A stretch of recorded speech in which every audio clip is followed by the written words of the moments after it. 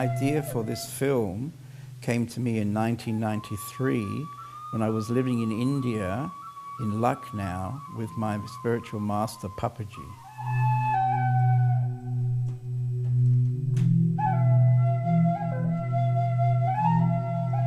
One day, I was sitting in my garden and I felt an inner message telling me to go and catch the great Indian masters on film before they passed away.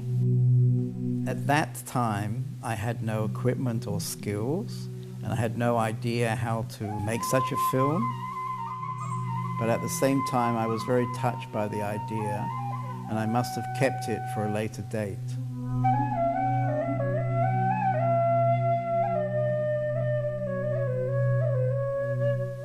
10 years later, I took a personal retreat in South India at the holy mountain Arunachala, where the great Indian sage Ramana Maharshi lived until 1950. Sri Ramana taught two principal paths to self-realization. One is the path of knowledge, using self-inquiry, and the other is the path of devotion, surrender to the self. After a strange synchronicity, where I found an original photograph of Sri Ramana, he came into my life quietly and invisibly, gradually becoming my main inspiration and guide.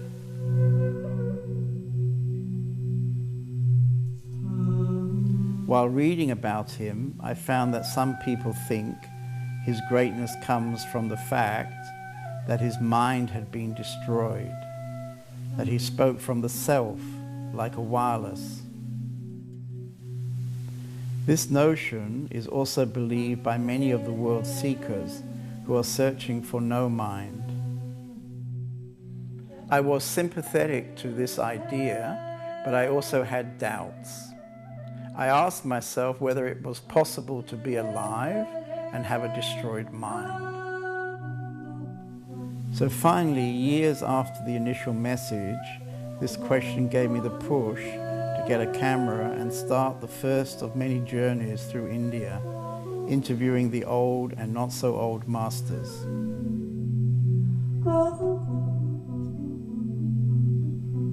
Each year I go to India with a group of students. So over the years we visited the masters and made the interviews. I had no idea about who I wanted to interview, but just followed advice and information which came my way. With this film, I want to offer a platform for each master to put his or her blueprint out into the world.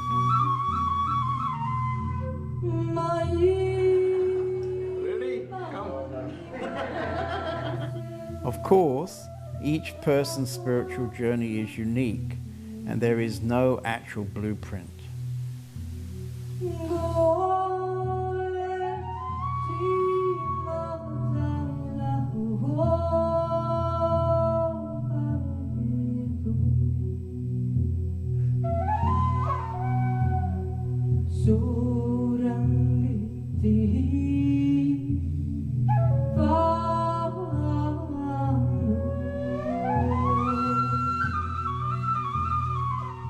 I asked each master the same 12 questions based on Ramana Maharshi's teachings, such as, who are you?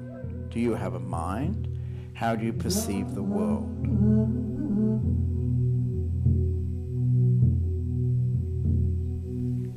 Sometimes it was a bit like hunting tigers, not so easy to catch them.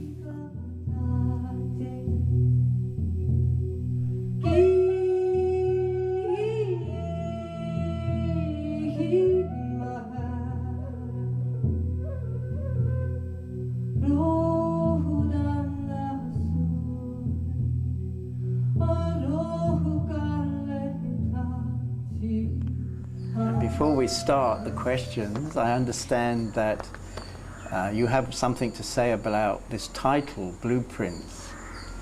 Yeah, blueprints can't be made for awakening because there are no blueprints available. That's the beauty of it.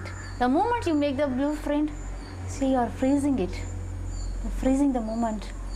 See, it's a mystery. The whole awakening is a mystery. The moment you make the blueprint, the beauty is gone.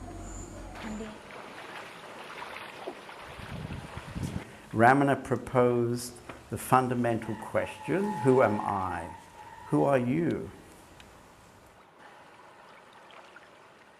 The self that obtains during my happiness, during the experience of happiness, is the desired self, desirable self. That's what I want to be. The same I am which has raised this question.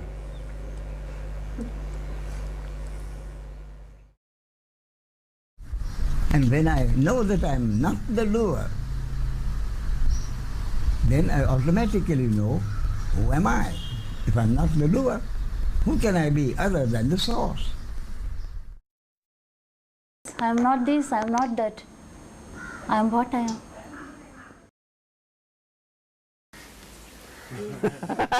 The Almighty, all-pervading self. You are puppet. He is puppet.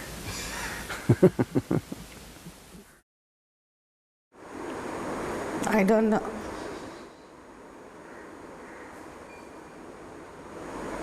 I really don't know.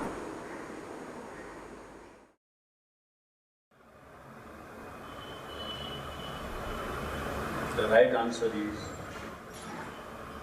silence.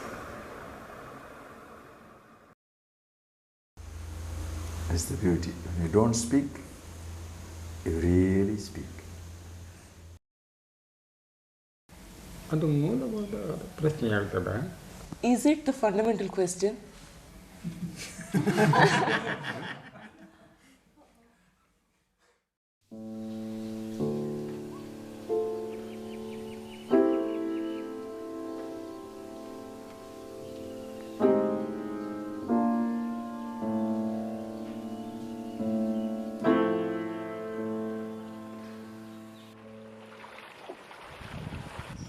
Many Western seekers come to India looking for enlightenment as though it is an experience.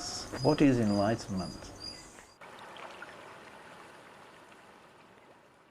So, when I start asking people, ask yourself, ask anybody, what do you want in life? Everybody wants happiness in life. Somebody can say, no, I'm not a materialist. I don't want a house, car, these things, I want God. Why? Why do you want God? Have you ever got a phone call from God telling, hi, how are you doing? Why do you want God? He doesn't want you. Why do you want God?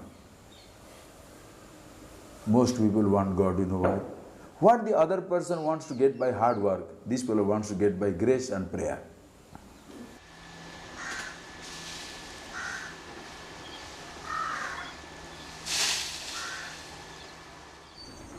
See, always this mind wants something higher. If you go to the material world, it wants to be rich. If you go to the emotional world, it wants to be loved. If it is a spiritual, it wants enlightenment. Always the higher things mind seeks. There is no such thing like enlightenment. There is no such thing as awaken. We are already that. We are already illuminated. We are not ignorant to be enlightened.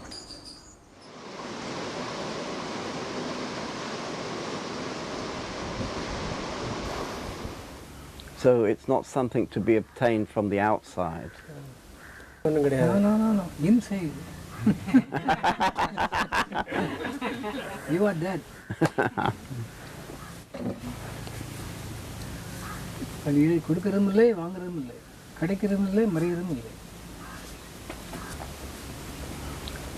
So there is no distance to achieve that. It is somewhere else, and we have to go there and get it. It is not like that.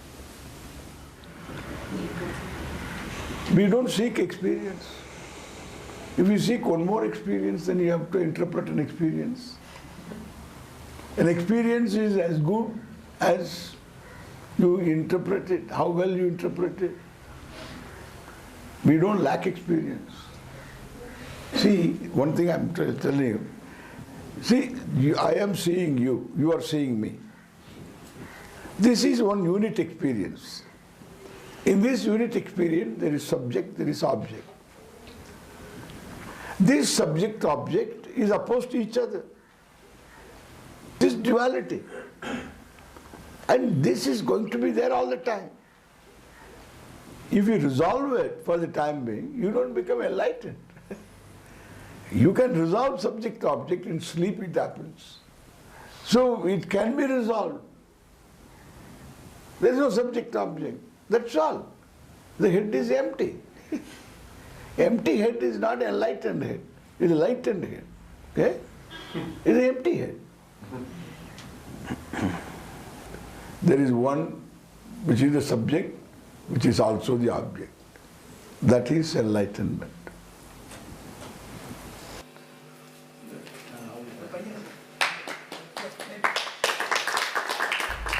Enlightenment is taken as a goal. My point is, it is not a goal. What do I expect to get out of enlightenment or self-realization for the rest of my life that I didn't have before? Why am I asking? Who is seeking enlightenment? I am. I, Ramesh, a separate entity, is looking for enlightenment. So having got enlightenment, the separate entity must ask himself, having got enlightenment, what will I have for the rest of my life that I didn't have before? Unfortunately, that is a question the seeker usually doesn't go into. Enlightenment, that's the goal.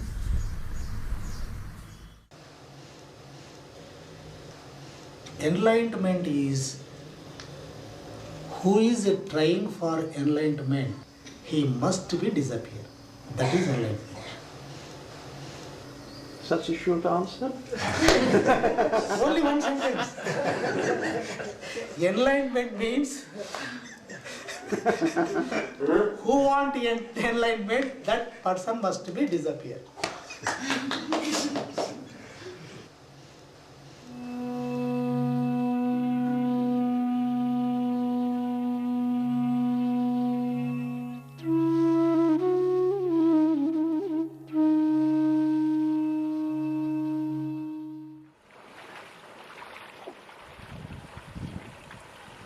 Are there any qualifications for enlightenment?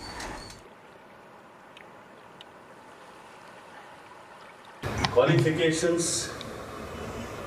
What qualifications? You need to be alive, that's all.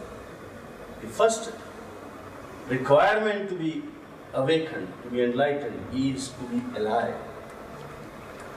To be alive like a child. Look at the child. To be alive like a flower. To be alive like a bird. Can you do it? How can you be alive? Unless you just totally be free from that whole dead past. Unless you are available to now. This very moment. If you connect here, then you are alive. To be alive means to be bubbling with life inside. With all the problems, with all the pain. There is a dance inside, there is a song inside. That is to be alive. To be spontaneous.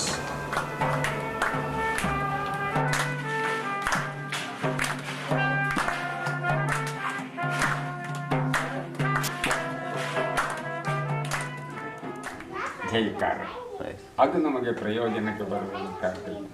ಈ ಅಲಂಕಾರಕ್ಕೆ ನಾವು ಬೀಳಬಾರದು. Just as in this box of sweets, the box is an outer cover and what is delicious, the important thing is inside. So he says the truth is inside.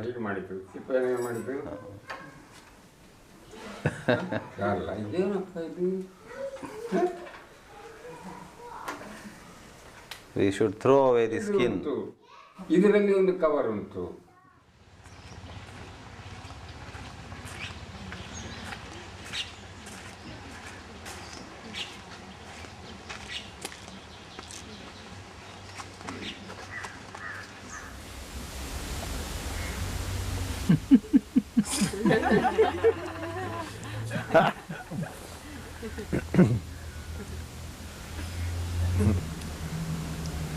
இந்த இறைவனை நாம்னு நம்பு, நாம் அது ஒன்றுங்கிறவன் நம்பு.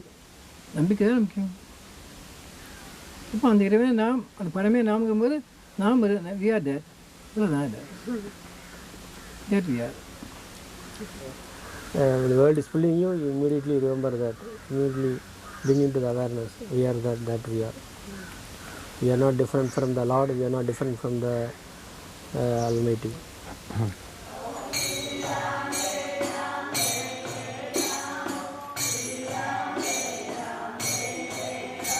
Now, human birth is the gateway to liberation. Now, having taken birth, we are also endowed with intellect. Using the intellect, we find that there is something higher than what the world can give us. We can get only happiness depending upon certain conditions. And that happiness is always followed by sorrow. Now, our intellect tells us there must be something more than this, eternal happiness. And we start trying for it. That is the occasion, that is the turning point in our life to return home. Then the efforts to go back home begins. We come in contact with a wise man who knows the truth. He tells us how to go back. He asks us to meditate on our true being, or any other method that will lead us to our original home. In that process, we purify ourselves. Means our mind gets purified, all those desires are dropped off, all the effects of the desires are dropped off, effects of actions are dropped off, and mind becomes perfectly still. When it is perfectly still, we have a glimpse of our true being. And further effort to remain in that state continuously, we get established in that state, which is our real home, our own self. We go back as naked as we started from there. That is the condition, to shed all that you have earned during your journey. Then we are qualified to enter our home.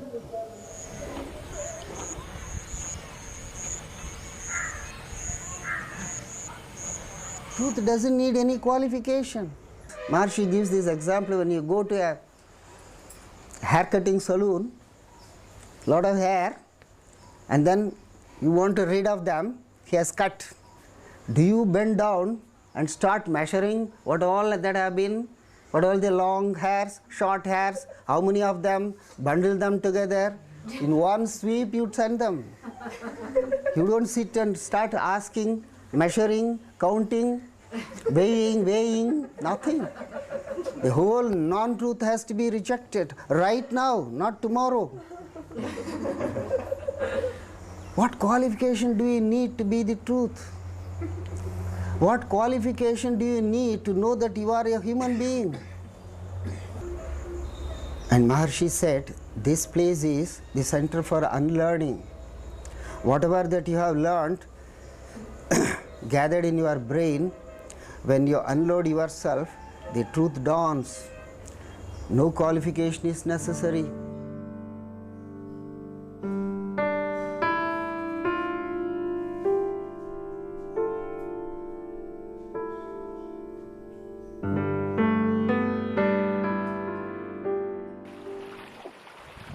Ramana said, self-inquiry is the most direct route to realizing the self.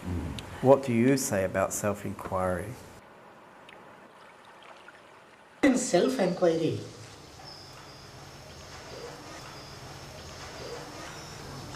mind completely will be burned. In other methods, it is too difficult. In those methods, there is I thought is still remain. When you have tendencies, impressions, desires, habits, at that moment, if you question who am I,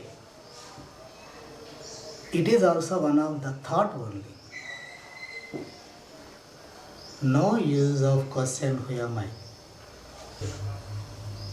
That question only to ripe persons, matured persons, not to all. It is not thinking, it is not doing, it is not changing, it is not concentration. You are questioning, who am I? If any thought arises, that is I. With the help of I is thought. So, how you inquire that I? No chance to catch that I. Who am I means we require very, very purity inside. Naturally, heartfully question, who am I?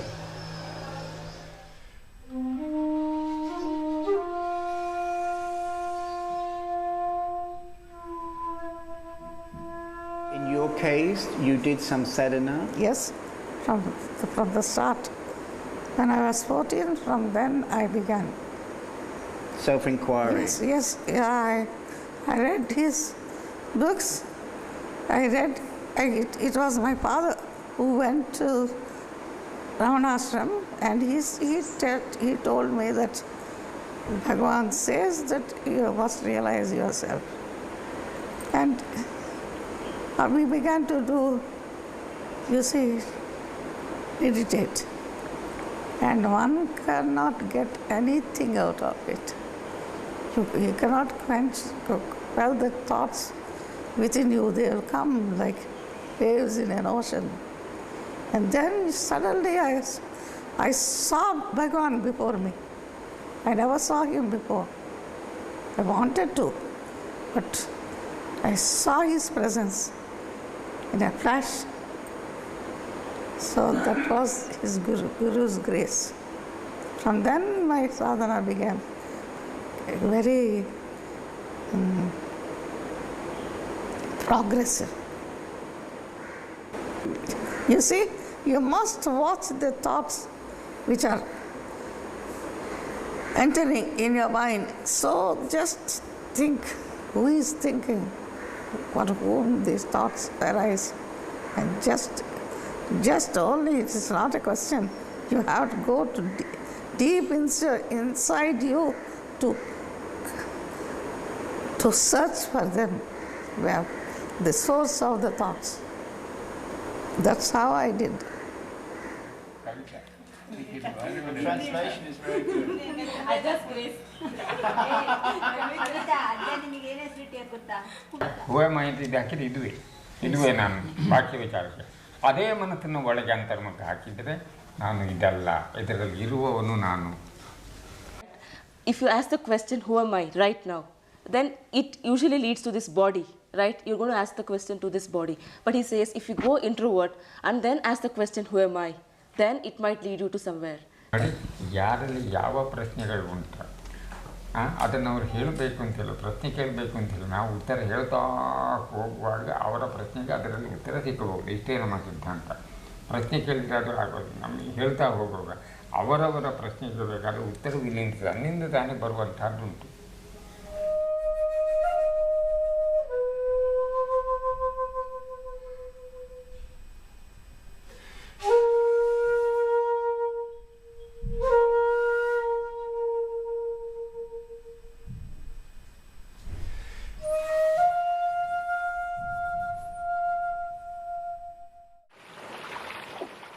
Ramana was asked, when will the realization of the self be gained? And he replied, when the world, which is what is seen, has been removed, there will be realization of the self, which is the seer. What is the true understanding of the world? Unless there is an ego, there is no world. Because the ego is the subject which is aware of the world of duality. So naturally, if the ego turns its attention away from the world and turns towards its very source, and that ego, that mind is called the introverted mind, and then it merges in its very source. It is just like a spell. As long as the person is under the spell, he doesn't know that he is under a spell. When the Shastra tells us to analyze, see for yourself. If the I is not there, do you think there is any duality? In other words, I is the very focal point on which the whole of duality is hinging now. Nobody will be able to say in deep sleep there is duality of any kind. It is absolute, absence of duality. In other words, it is non-duality, it is pure consciousness which can never be understood by the mind.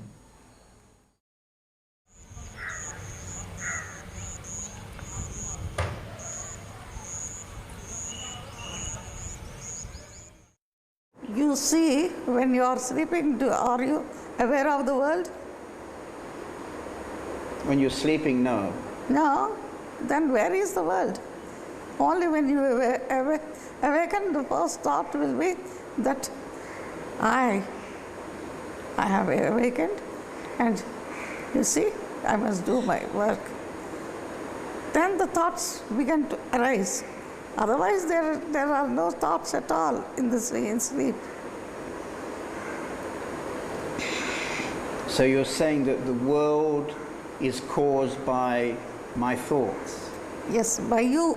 By me? Yes. Yes.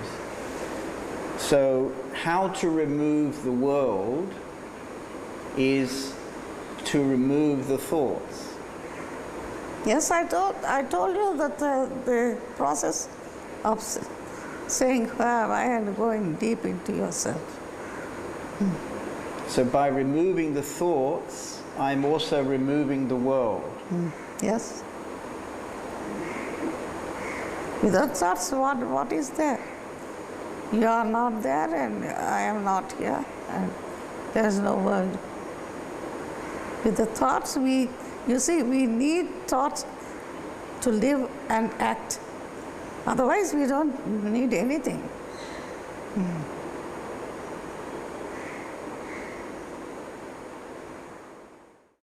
Can you say something about attachment? உங்களுக்கு அதாவது அது நீக்க முடியாது, அவங்ககிட்ட கலாச்சாரம் நீக்க முடியாது. நீக்க வந்தாங்கன்னா ஞானம் கிடைக்கும், அது போகம் கிடைக்கும். If you think that we can realize our true nature by living in the world and enjoying in this world all the pleasures of the world, that is compared to sitting on a crocodile and crossing the river, because crocodile will kill you. You cannot sit on the crocodile and cross the river. ஒன்று போகத்தை நீ சாப்பிடு, இல்லை போகம் ஒன்று சாப்பிட்டுட்டோம். You have to swallow and digest all the worldly enjoyments. If we could not do that, the worldly enjoyments will digest us, swallow and digest us. போகமும் ஞானமும் இரு துருவம் ஒன்று சேர்றது.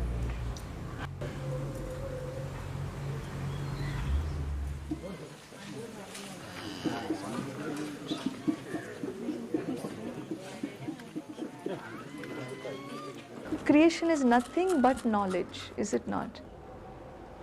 When I talk to children, there is a thinking, that knowledge is in the book, in my backpack, the geography, the arithmetic, the history, all these, the science, the basic sciences, the biology. It is a shift to understand that knowledge is not in the books. Knowledge is right here. Knowledge is in the creation. All that is here is knowledge. This tree grows in intelligence. There is knowledge manifest here. Creation is omniscience. If creation is omniscience, then there is no entity separate from the creation called God. Omniscience is God. Creation is omniscience. Therefore, creation is God. All that is here is God. All that is here is intelligence, the presence of intelligence. In this breeze is Ishvara, is the Lord. In the air we breathe is the Lord. There is right amount of oxygen. There is right amount of carbon dioxide that comes out. Everything is balanced. There is right amount of temperature in the body. And therefore, everything in and around is nothing but knowledge manifest.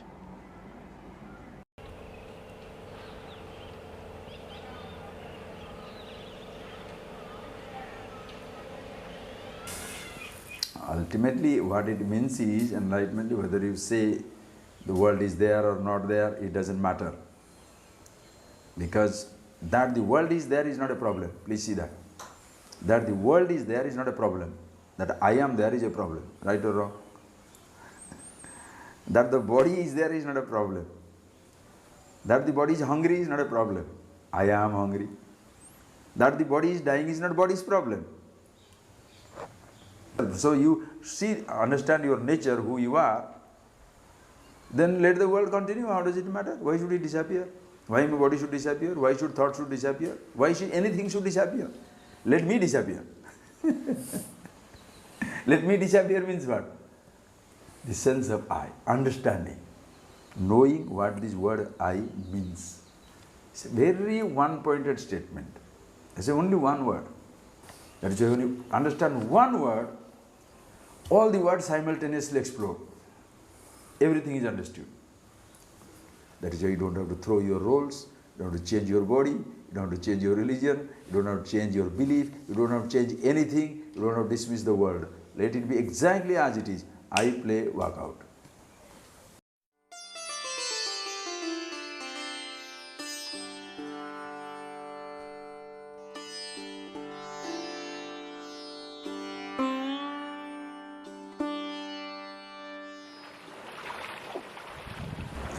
It has been suggested that the mind must be destroyed for liberation to occur. Do you have a mind? How to destroy the mind?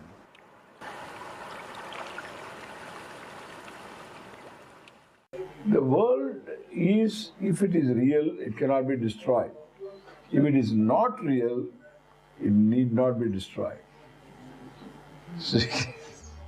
Suppose I say the world is to be destroyed, you will be trying to destroy the world and you will find you cannot destroy the world. And mind should go. Mind should, why should it go? The mind doesn't stay, it has no staying power. Mind is thoughts. If it is thoughts, a thought doesn't stay more than a moment. It's wonderful because the mind is great because it doesn't stay. You can see motion because the mind doesn't stay. Suppose the mind, the thought moves slowly. Suppose you see my hand moving, you will see my hand coming like this. Like in some animations. Rama goes to the forest.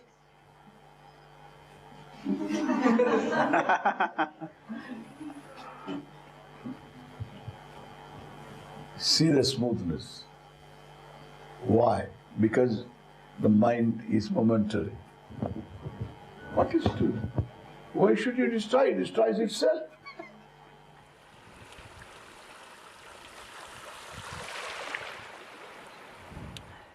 But about mind, my understanding is the mind cannot be destroyed. If Ramana Maharshi said the mind must be destroyed, then his understanding is the same as mine, which is the mind cannot be destroyed.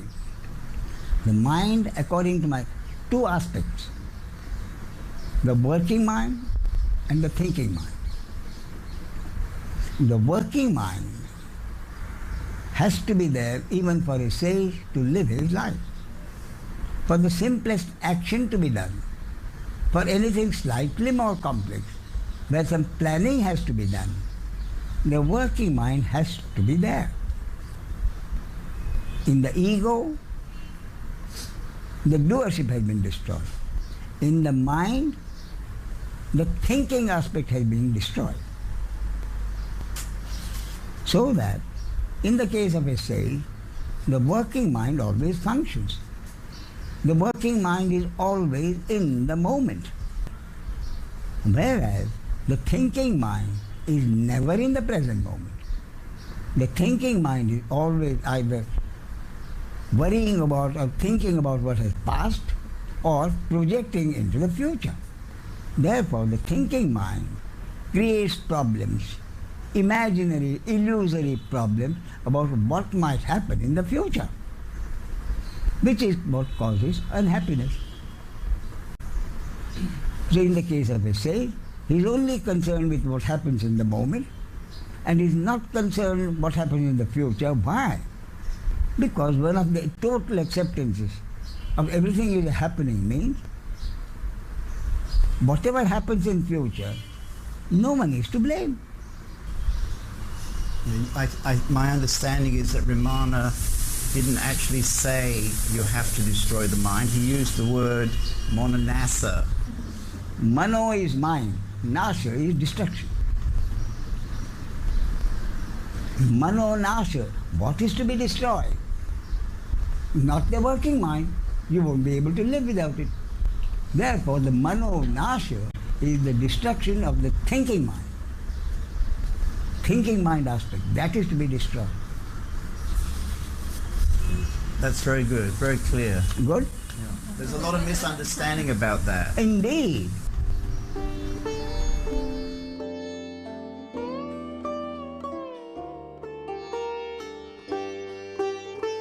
Mind has power like one star in the sky, shining, one star.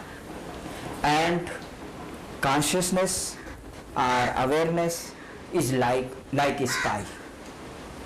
So when this sky is open, when we become the sky, when we become the awareness, then mind just blur, finished, no any work. Very far, very small happened. Now when in mind is everything. Mind is very big. And when awareness comes, totally consciousness happened, and then this mind is like a tiny, like a star, like in one corner, one little corner in the sky. And the sky is full with millions stars.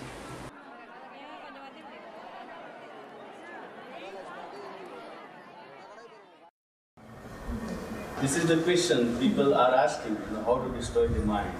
And the question is asked by the mind itself. The mind wants to destroy the mind. This is the game of mind, understand this. This is the most misunderstood statement by the people. Functionary mind is the mind created by the existence or the life itself for a temporary time to function. And for that there is a functionary ego also, which is also a demand, a necessity of the life. You cannot live without the mind and without the ego. For responding, for functioning, for acting, you need a mind, you need an ego. But that has to dissolve the moment the function is going, finished. We create a permanent mind because we create a desire which is not connected to the demand of life, but which is something in the future. The life demand is now, in the present. We create a lot of goals, and that goal keeps this mind survive permanently. Otherwise, if you are living moment to moment, the mind is created, a functionary mind is created, a functionary ego is created, then it is finished. And during the daytime, there are a lot of different functions life demands. Life demands simple understanding. When you are hungry, life demands find out a food and eat. That's all. But we create a goal. Wow, I want to get enlightened. So that I will be totally, permanently free, permanently happy, permanently blissful, permanently silent. We want something permanent. The understanding tells you, makes you realize that nothing is permanent. So this is where the mind, what you are talking about, is a hindrance. The permanent mind is a hindrance. But this permanent mind cannot be dropped through any effort. It can be dropped through the understanding. It becomes a temporary, functionary mind. That's all.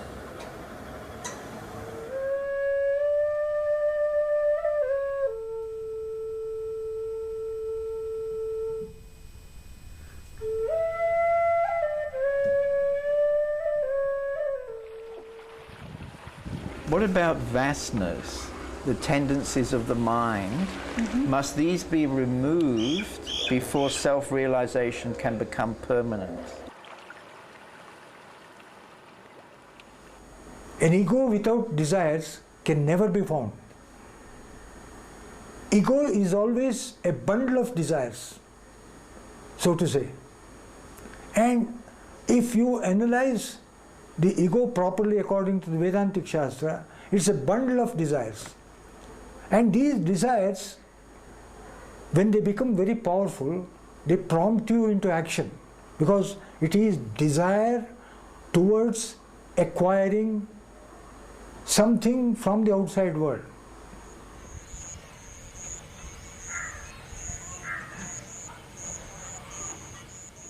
Imagine, it's like telling, just think, it's like telling, to make this place beautiful, I must remove all the trees. I must remove all the vasanas for the consciousness, for the myself to be seen. You mean to say, I, the infinity, is so incapable of handling few thoughts that every thought must be removed for me to see myself? What type of idea is that? It's like telling all the waves must stop, then only water can be seen. God bless you. Nothing needs to be removed. These type of thoughts must be removed, if at all anything to be removed. Let them be there. That there is not a problem. That I use it is a problem. That there is a knife is not a crime. But if you misuse the knife is a crime. That there is a thought is not a crime. That you misuse the thought is a crime.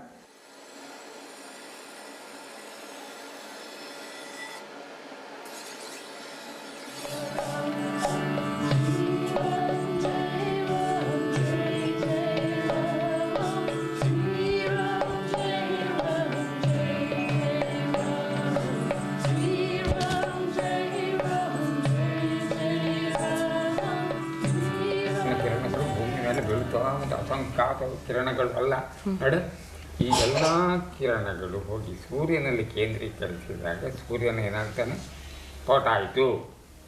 ಅದೇ ರೀತಿ ಬಾಹ್ಯ ವಿಚಾರಗಳಲ್ಲಿರುವ ಮನಸ್ಸನ್ನು ನೋಡು ಅಂತರ್ಮುಖ ಮಾಡಿ ತನ್ನ ಮೂಲ ಸ್ಥಾನದ ಶಕ್ತಿಯಲ್ಲಿ ಕೇಂದ್ರೀಕರಿಸಿದಾಗ ಶಕ್ತಿ ತನ್ನ ಸ್ಫೋಟವಾಯಿತು. ಇದೇ ಸಮಸ್ಯೆ ಎಂಬ ಸಿದ್ಧಾಂತ. The same, likewise, in our heart, when all the thoughts are focused at the center of our heart, the expansion, then there will be a bang. And he's suggesting this is the moment of self-realization? Yes. Like, aha. Kavita, ಆವಾಗ ವಾಸನೆಗಳು ಇಲ್ಲ, ವಾಸನೆಗಳು ಇರುವವನೂ ಇಲ್ಲ. ಅವನ ಸ್ಥಿತಿ ಹೋದ ಮೇಲೆ ಮತ್ತೆ ವಾಸನೆಗಳಿಗೆ ಎಡೆ ಇಲ್ಲ. ಯಾರಿಗೆ ಆ ವಾಸನೆಗಳಿಗೆ ಉಂಟಲ್ಲ ಒಬ್ಬನಿಗೆ, ಅವನೇ ಇಲ್ಲ. ನಾವು ಹೇಳ್ತಾರೆ, ಮತ್ತು ನಾವು ಹೇಳಬಾರ್ದು, ಅನರ್ಥ ಆಗ್ಬೋದು. ಸಾವಿನ ಆಚೆಗಿನ ದ್ವಂದ್ವಾತೀತವಾದ ಬದುಕು ಇದು. ಹುಟ್ಟಿದವನು ಸಾಯಲೇಬೇಕು, ಆ ಶಕ್ತಿ ಹುಟ್ಟಿಸಿ ಸ್ವತಃ. ಇದೇ ನಿಜವಾದ ಸಾವು.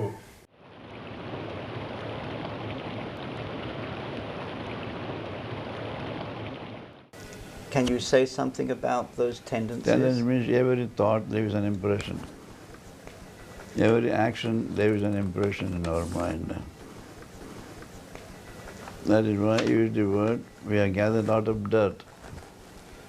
Every thought Every good thought, every bad thought, every action, good or bad, leaves an impression or layer of dirt in the mind.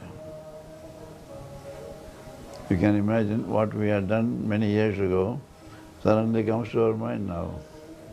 It has been there. All those things have to be removed before we can say we have shed all that we had earned during our lifetime. Then only we are absolutely pure, absolutely free or qualified for liberation. For example, when we went to Nityananda's ashram, there are many small caves where you can sit. So the feeling is that it takes many years of hard work to purify the mind. Many years of hard work, definitely. Well, it depends upon how much we had gathered, how much dirt we had gathered. In some cases it is not difficult because they have not gathered much of a dirt. When the dirt is like a mountain, it takes a longer time.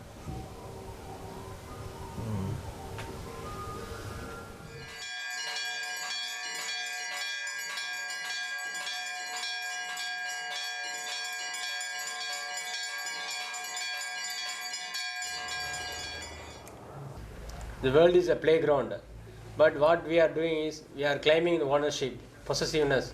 This is my husband, my properties, my children. So if you have these properties, if you have these qualities, then we cannot realize the true self. விளையாட வந்த பொண்ணோ பொருளோ கணவனோ மனைவியோ குழந்தையோ வச்சு விளையாட வந்த நீ என்னுடைய சொந்த முறாட்டினால வந்தது தான் அந்த ஜீவபருவி ஆத்மா மூடிக்கொண்டது. அப்போ என்னுடைய இந்த எண்ணத்தை விட்டுட்டீங்கன்னா அந்த ஜீவபருவி விலகி போச்சு, நீ ஆத்மாவை தான் இருக்க போகிற. பொண்ணோ பொருளோ மண்ணோ உறவு, அது கணவன் மனைவி குழந்தை உறவுலாம் எனக்கு விளையாட கொடுத்தது. சின்ன பிள்ளை மரப்பஞ்சி விளையாடுது, சமயத்துக்காரும் களவு போனால் கூட அது தேட மாட்டேங்குது. அப்படி நீ விளையாடக்கூடிய நிலவில் நீ இருந்தீங்கன்னா இந்த உலக பந்தம் ஒன்றும் பண்ணாது, நீ ஆத்மாவில் இருக்க போகிற. அது என்னுடைய பொருள் போச்சே, என் புருஷன் போயிட்டானே, என் பொண்டாட்டி போயிட்டாலே, என் பிள்ளை போச்சேன்னு வரும்போது அங்கே கெட்டு போகிற. அதான் வந்து ஜீவன் சொல்கிறது காரணம். அந்த எண்ணம் இல்லாமல் இருந்ததுன்னா நீ போய் ஆத்மா தான் இருக்க போகிற, ஆத்மா தான் இருக்க போகிற. உனக்கு ஆனந்தம் எப்போ இல்லாமல் எப்படி இருக்கும்?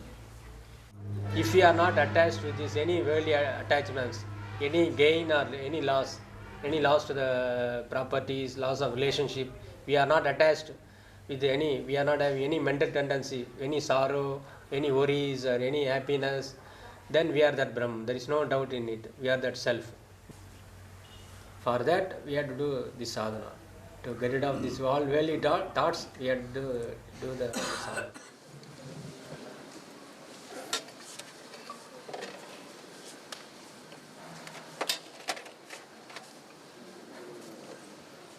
Tendencies of the mind, they are coming from previous births. Suppose if you do a work, we expect result. Generally, if you do a work, we expect result. Then result will come. We enjoy it. We enjoy it. In enjoying the result, tendency will spring. From tendency, thought will come. From that, we do action, selfish action. From selfish action, from body bound action, from mother thought action, tendencies will come. If you enjoy the result of our action, whether it is good or bad, if you enjoy the result of our action, certainly tendencies will come. The main obstacle to God realization, tendencies. The tendencies must be eradicated, must be removed. There is no compromise here. Must be removed to get to God realization. If you are always thinking about vasana, you do not overcome vasana. Always think of God. Always think of truth. Always think of your favorite God. Always think of Guru, of your Guru. then automatically food supply will cut to tendency.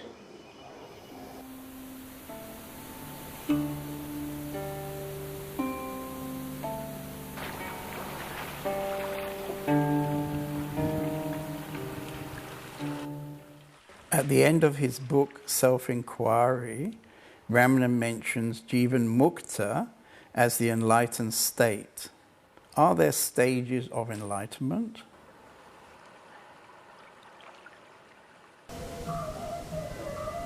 First experience is we have identified ourselves with the Atman, which is all-pervading. We have not touched the manifestation. Now we are able to see the entire manifestation is also God Himself in different names and forms. So we identify ourselves with the Atman and the universe. That's why if you ask a saint, who are you? He will say, I am the all-pervading truth or Atman. My body is the entire universe. Because he has lost his individuality. The ego has gone. The small circle is removed. He is without any circumference. He is one with the impersonal truth, nameless, formless Atman, and one with the entire universe, which is the manifestation. And so you're saying the second stage is to establish in this universe. And he lives a normal life. He doesn't need any more practice because he's already established in it. Is that why it seems that most saints live a very ordinary, simple life? That's right. They have nothing more to do. They achieved their goal. And they are one with the entire universe. They are one with everybody. Their love flows towards everybody.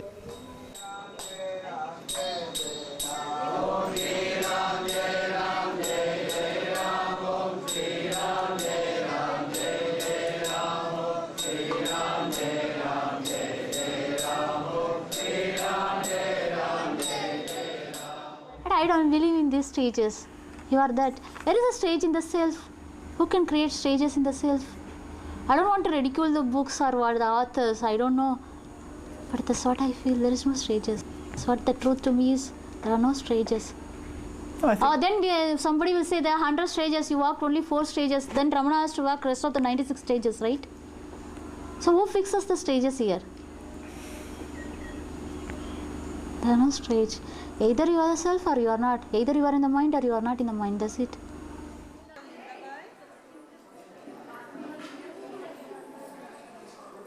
All the people who read this paragraph, who has not reached to understand, will misunderstand as if it is a description of the state which can be reached, which can be achieved, and then the question will start asking, how can I reach that state?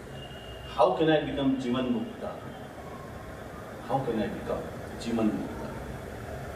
Because any description of the state is misunderstood as if it is a result of some effort or to be reached or to be achieved. This is the unfortunate part of all expressions of the state. Ramana has expressed very clearly what the state is. We misunderstand as if it has to be reached, it has to be achieved. That is why your question is this the enlightenment?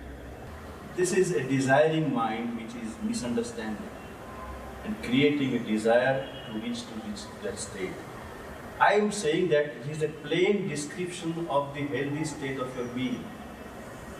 See? And that is why the description of the enlightenment state by all these masters has misled these disciples. How? Because they misunderstand the description as if it is a goal. The description becomes a goal. When Osho described his enlightenment as if 1,000-sun explosion, each disciple was waiting for that 1,000-sun explosion to happen. I was one of them. Now, all the time into my meditation, I was waiting and closing my eyes that when this 1000 sun explodes,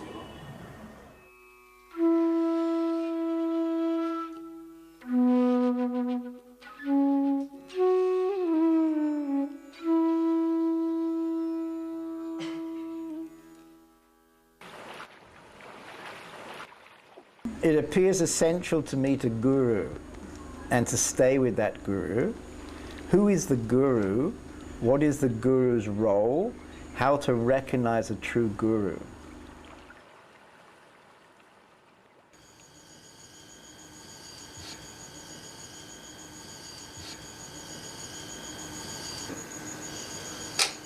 You try to purify by the grace of Guru. You can't purify himself and it is herself. You have to take help from Guru. And if you have utmost demand for realization, you will get Guru. Until you have no extreme demand for realization, you will not get Guru. When you get Guru, he will open your heart. And love will open. Heart is universal. And you will see everybody his own. Until you have to go inside and you see inside your ego, and that ego will go by the grace of Guru, by the help of Guru. You can't put out that ego with own effort. You have to search first Guru. Then you will get realization, peace, love.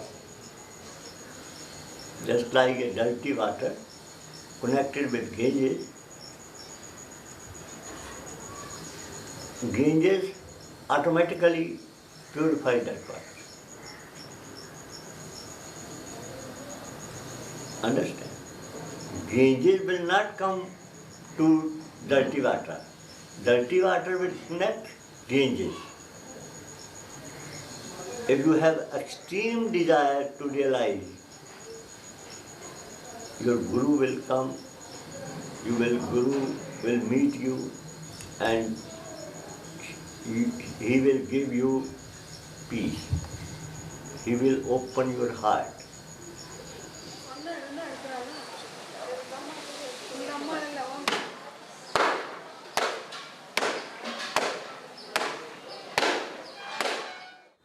Guru to me is a guide. He is a guide. The way people misunderstand this whole concept of Guru is wrongly understood. The real master does not want his disciple to follow him. The real master wants his disciple to follow his own journey. You can guide him, you can help him. You can take help and guidance from the master. So they are guides. But you cannot just sit on the feet of the guide, thinking that he is going to take you to the journey to your destination point there. This is an escape.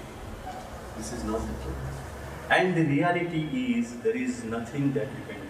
There is no way to go. The one who makes you understand that where do you want to go? You want to go to realize yourself? Sit with yourself. Why you wander around? Why you go after so many masters? Just sit with yourself and you will understand yourself. That is the realization of self. Why do you have to go to someone to realize? The one who guides you how to sit with yourself is the real master. We know how to go away from ourselves, but we do not know how to sit with ourselves. The one who really guides you how you can sit with yourself. This is what I say. Accept yourself. Allows you to sit with yourself. We never sit with ourselves because we never accept ourselves. You are caged. The moment you are alone, you start feeling lonely. Those who really found the right master, it is not that they searched for it and found it. The master themselves found the disciples. Right. So that is the way. And not only the master, the life creates a situation where you are meeting that person and getting the right guidance. See, what you have to do is just stay with your thirst, stay with your longing, stay with your pain. Just stay with it, accept it. And then in that, you will see that there is somebody who is available always, always available.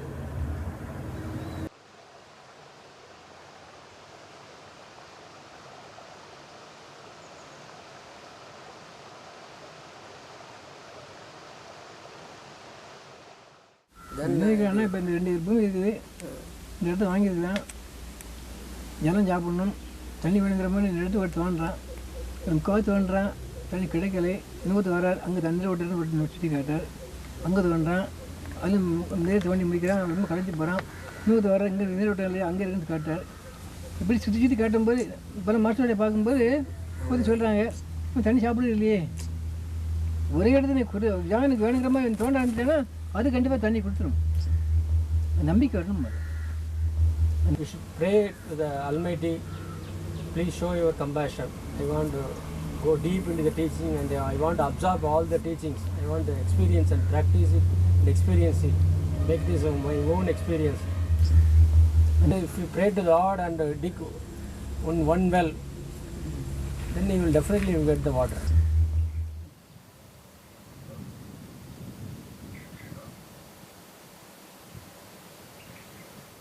They say if you are ready, teacher will come. That's not correct.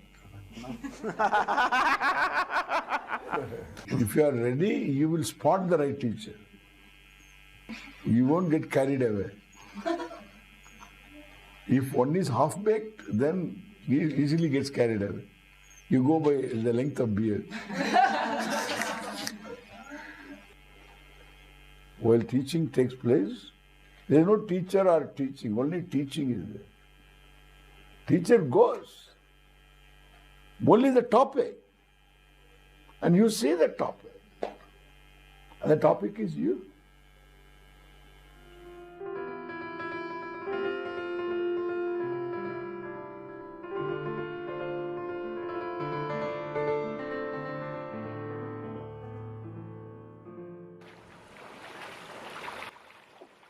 Ramana's devotees had tremendous devotion to him and he to Arunachala. Please say something about bhakti, devotion, in the pursuit of awakening. Sometimes bhakti or devotion is looked upon as an activity. Let's have some bhakti, Let me sing some bhajans, light a candle or a lamp. Or if you have a guru, go and massage his feet, Imagine 25 disciples, each one wanting to massage the feet. Guru become a pulp, his feet become a... So, it begins as an act of worship, but it doesn't end there. For example, if I give this rose to someone, when you give this rose, it's an act which has a message in it, isn't it? In self-knowledge, what happens is, I don't need to create an action in order to carry my sentiment. When knowledge becomes my base, in self-knowledge, the Lord is included in my awareness. I don't need to create a ritual, an act, to carry my sentiment of devotion. I remain ever devoted. A saint is the greatest devotee. One who has oneness with the Lord is the greatest devotee of the Lord. Then you say, well, if he is one with the Lord, how can he be devoted to him? To be devoted, you require a, hierarchy, a higher and a lower. that is the culmination of devotion. When the lower is no more lower, it has become one with the higher, that is the culmination of devotion.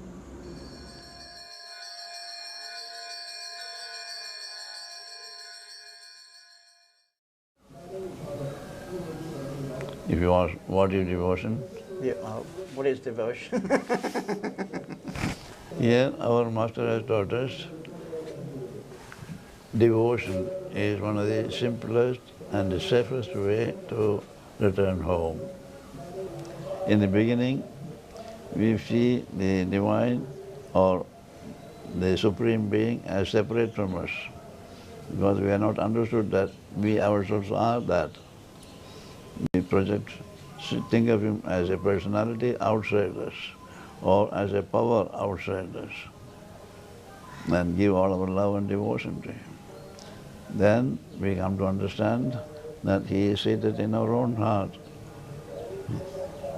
We are not different from him. And finally, we realize our oneness with him. So are you saying that in the beginning you must surrender to somebody, the teacher, the guru? To somebody, get guidance from the guru. Who is that guru? One who has become one with the Supreme Being. Because in the West we're a bit nervous to surrender to somebody. Surrender has a different meaning there. The surrender is defeat. If you say, use the word defeat, it is a defeat of the ego in us. The ego disappears. Accepting that I have no power, it is your power that has been working. And I have been claiming wrongly that I am responsible for it. So you're saying that when you deeply surrender to somebody, naturally the ego will fall away. That's right. Somebody means the Supreme Being. That power, he controls the entire universe. To that power we surrender.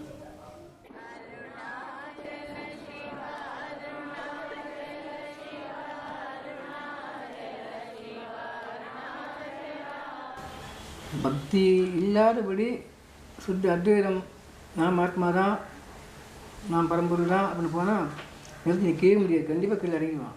And can he suggest how we can create this foundation in the West? Because in the West we need a boyfriend or a girlfriend for this love. Yes. But he's talking of a different love. பக்திங்கிற நாமம் ஒன்று தான், பகவன் நாமம். ஏதாவது பெரும்பாலும் இப்போ ராமநாமம் எல்லாத்தையும் வருகிறது. ஸ்ரீராம் ஜெயராம் ஜெய ஜெயராம் ஓம் ராம தாரகம் நீங்கள் பூரம் சொல்ல வேண்டாம், ஸ்ரீராம் என்று அந்த ராமநாமம் மட்டும் தியானம் பண்ணி கொண்டு விட்டவெளி தியானத்தை விட்டுட்டு, அதாவது சுத்தமாக எண்ணமே இல்லாமல் இருக்குன்னு நினைக்கிறான் இல்லையா, அதை விட்டு நம்ம இல்லை. Because we have to live in this world, we cannot go to any mountain or any forest for doing sadhana. We have to live in this world and do sadhana. You are having that conviction that husband is given by God, wife is given by God, children are given by God, or God has come in the form of wife, God has come in the form of children. All the properties, all the business, everything, all the relationships are given by the God. நீ அவனுக்கு சொல்லாதபடி நான் தேடினேன் என்னால் ஆனதுன்னு வரும்போது அவன் தலைவலி விட்டுறான் பாரு, இது கண்டிப்பாக அவங்க வச்சுக்கலாம். ஐ வெட்ட சொன்னாங்க கிறிஸ்து, வெட்டினா அது இழப்பது. Jesus Christ said, cut the eye and you will become like me. So Jesus Christ asked us to cut the eye, but we are taking it as we are worshipping and creating a religion like that.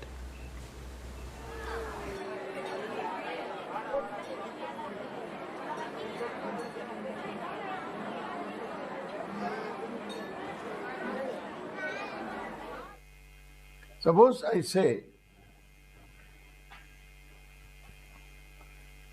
look at this banana. You will say, what has happened to Swami?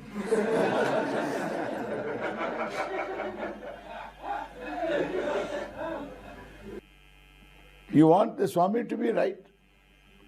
But you can't oblige your own thinking. Because Swami is not right. Why? I have no choice. You have no choice. You don't will this to be banana or orange. It is orange. Your will has no place. There is knowing. Will doesn't play a role in knowing. Eyes are open. Object is there in front, lighted properly.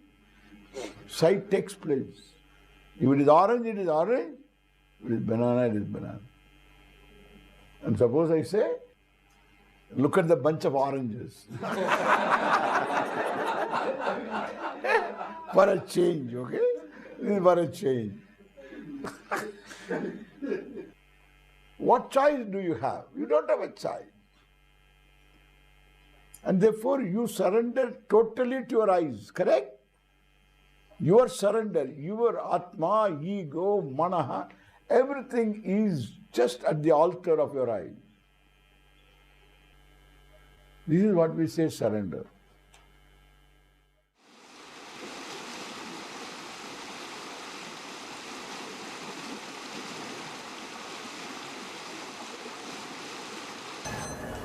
The master is a guide who gives you the message or guidelines. You follow the guidelines and message, not follow the physical form of the master. When we use this word devotee, we are using this word, the one who is totally following the master, his physical expression or physical presence. This will not solve any problem. Devotion to the message is very important than devotion to the master. If you are devoted to the message, then there is a possible transformation which can happen in the presence of the master. Because the master who shares the understanding, not the technique, not the method, but something beyond technique, beyond method. Something beyond his physical expression, something which is his presence, that is very important. Ramana was there to deliver the message of something which can wake you up. Osho was there to deliver the message which can wake you up, not to put you to sleep. And we just take again his message to go back to the sleep, lullaby. Jai Krishna. The last lecture that he delivered in Madras,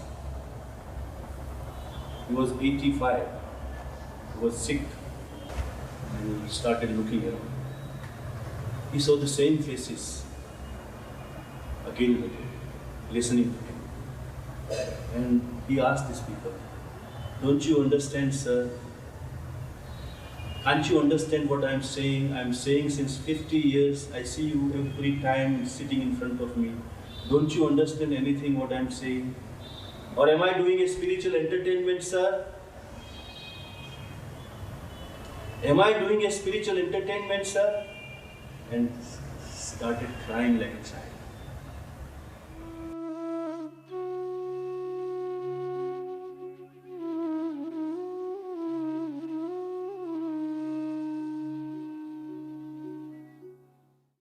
Seekers often have a curious idea about the enlightened state.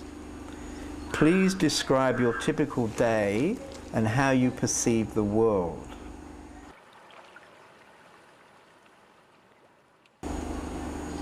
There's no others here. It's only I exist here, nobody else. Or if you want to be more in the worldly term, to be humble, I say God exists. I am God and you are God and everything is God here. If you don't like that, because this eye is very confusing for most of the people. They say it's whether small eye or big eye. So we use the word God. God exists here. It's nothing else. It's single. There are no, many here. It's only one. It's God. There's no difference at all. I don't find any difference here.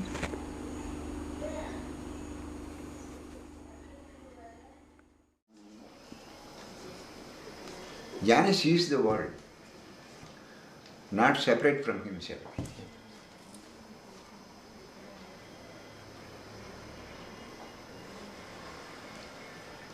No separateness from his realization and from the world. No separateness. Jnana sees the world also as himself. What do you see when you look into the eyes of your people? I am seeing myself in those people. Then grace will work.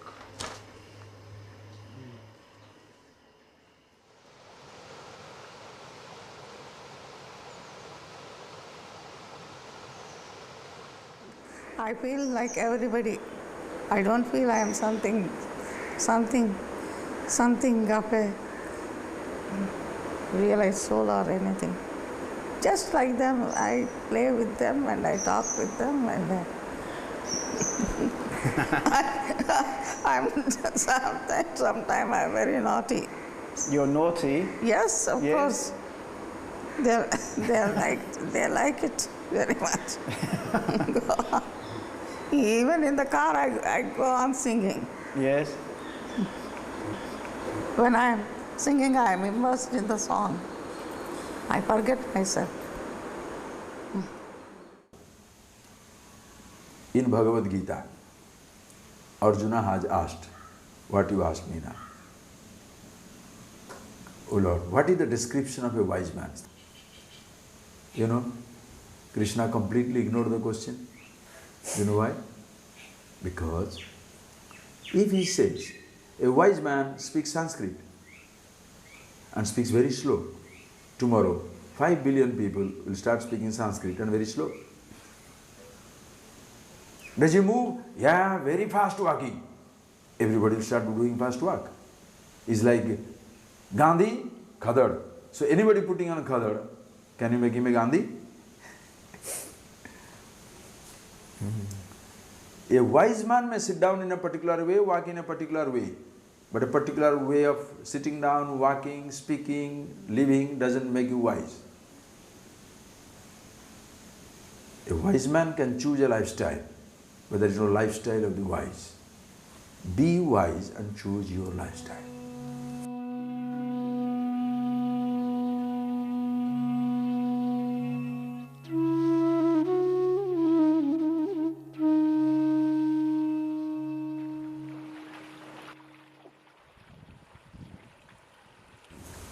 When you would meet someone with a passion for awakening, what would be your short advice?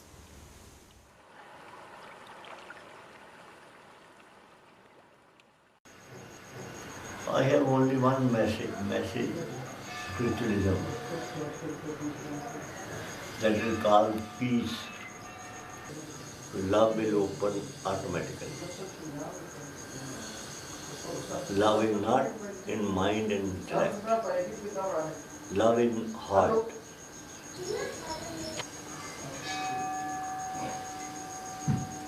That is universal point. God is one. Ultimately, goal is one.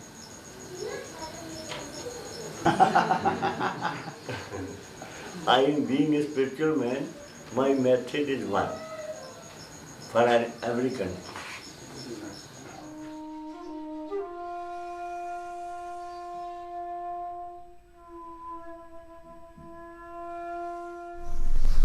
Do whatever you think you should do, and never expect any result. Do whatever you think you should do, as if you are the doer.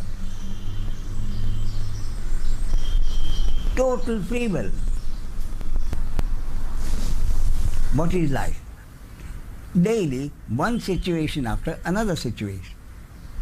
In any situation, what I do is I live my life as if I have free will.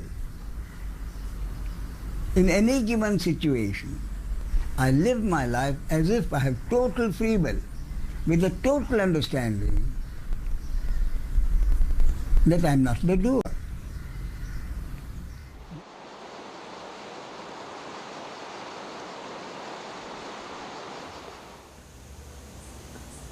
To keep that passion going until he sees himself. Okay. He must. Because that is something, oh, it's a great blessing.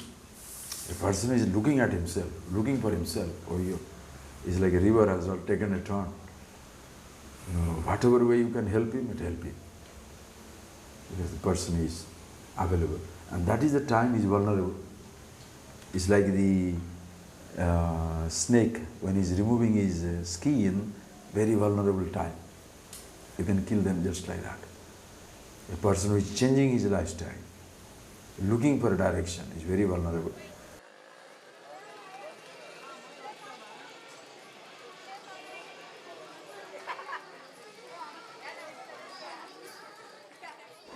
If you are ready, it will come to you in a minute. If you have such faith. You're saying that for realization, there has to be tremendous desire, tremendous longing for realization. Yes, of course. There has to be a passion, a fire. Yeah, I used to cry. You have to cry.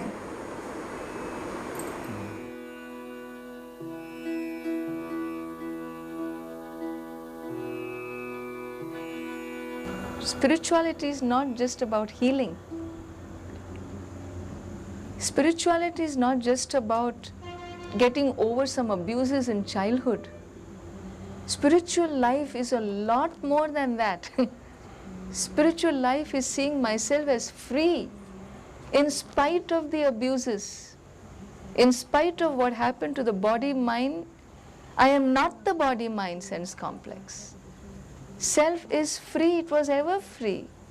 Self is untouched, it was ever untouched. That is spirituality.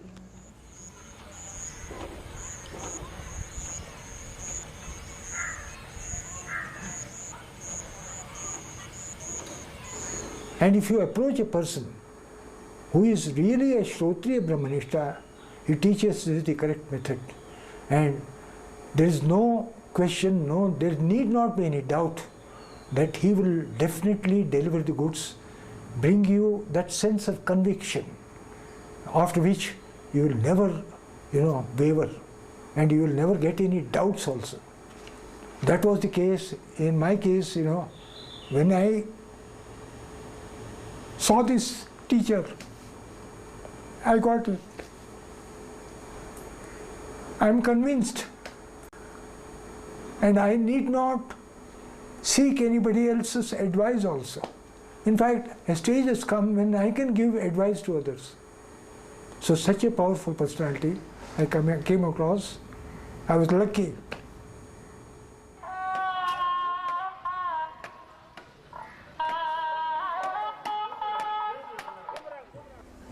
Have you heard of Robert Adams, a great master, American, a jnani, fully realized jnani, without any blemish? He was the beautiful jnani. I had the great opportunity of visiting him continuously for 3 years in America, and I used to hold his one knee, sit. I like Mahatmas. Not only their words, their presence, their every movement, even a finger movement, even the mustache, hairs movement, I love. Because everything is truth. Truth is what? Bliss. Truth is not a concept. And when there is that bliss in Robert Adams, for a fool like me seated next to him, I was also swimming in bliss. There was another friend of Robert Adams. 20 years they were all close friends. John Wilkins. He just held another knee of Robert and then said, Robert, today we have been so close friends and I have been listening to your talks. Today I want you to make me understand in my own level what is truth and what is non-truth. what is reality and what is non-reality. Robert, don't play the game of saying it is omnipresence, it is omnipotence, it is everywhere there, there is no place where it is not there. All that I don't want. I have heard it enough. But make me understand from my level. Fortunately, being a jnani, he was also a jolly man, very happy man. So he was smiling, listening like that. And when John Wilkins asked this conditional prayer, you must make me understand. Suddenly he assumed a very serious look, because his devotees, admirers knew his moods changed because of the disease. So one moment he was very happy, next moment he assumed a very angry face. Who are you? Then John Wilkins thought that Robert is in a different mood. He is capable of forgetting also. So he has forgotten him. This is all his problem, not Robert's problem. It's all his thinking. So he said, I'm John Wilkins. He just looked pleadingly. He was looking at him. I'm John Wilkins. And Robert again looked at him. I'm John Wilkins. Then Robert gave one of the most beautiful smiles I have ever come across in my life. He said, John, in that I am is the truth, John Wilkins is the untruth. I am is the reality, John Wilkins is the unreality.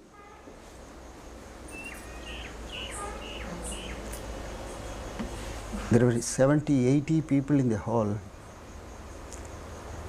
Everyone went into samadhi. Absolute silence.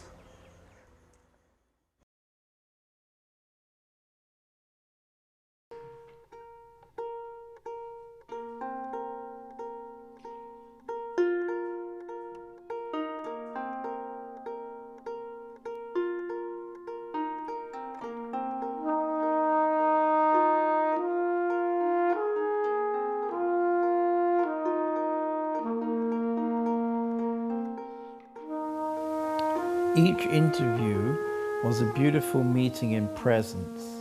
The combined wisdom of these teachers was mind-blowing and has energized and nourished me in my work as a spiritual teacher.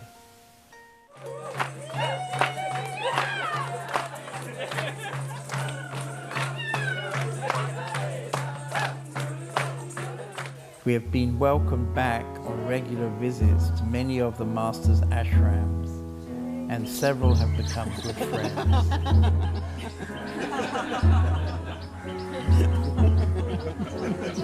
Some of them we are lucky to meet regularly at Arunachala Mountain. Since the interviews, 4 of the Masters have passed away, so the film was a timely call to action. And several others are in their 90s.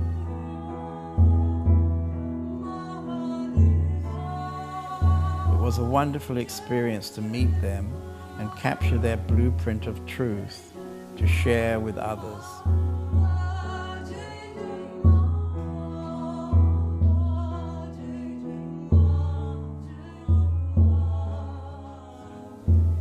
My profound gratitude to all the many people who helped me realize the original vision.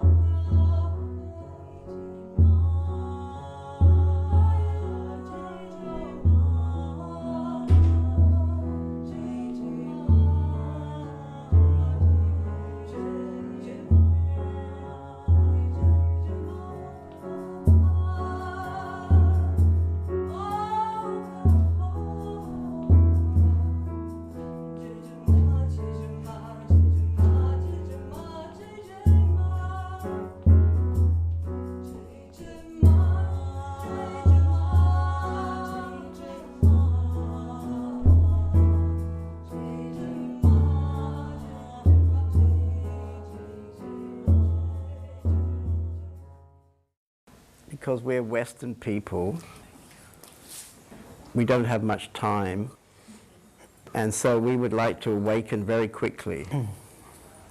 And in your introduction, you're suggesting long years of study. And unfortunately in the West, nobody has time for that anymore. Do you have some recommendations for the McDonald's approach? Okay.